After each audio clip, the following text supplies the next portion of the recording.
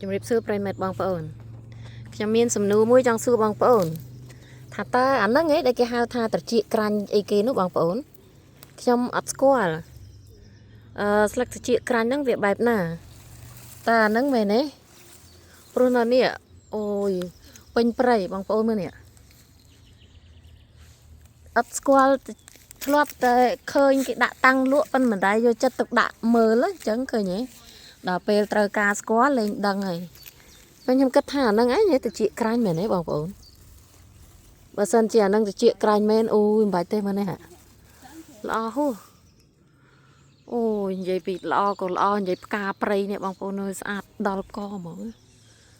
ពេញព្រៃមើលនេះហិនវ៉ាមើលនេះអូយស្អាតដល់កហើយមកបេះខ្ទឹមព្រៃបងប្អូនប៉ុន្តែអ្វីដែលខ្ញុំចង់ដឹងបងប្អូនជួយប្រាប់ផងថាតើអាហ្នឹងគឺជាត្រចៀកក្រាញ់ឬអត់ស្លឹកត្រចៀកក្រាញ់ឬអត់នេះមើលស្លឹកវានេះវាដូចជា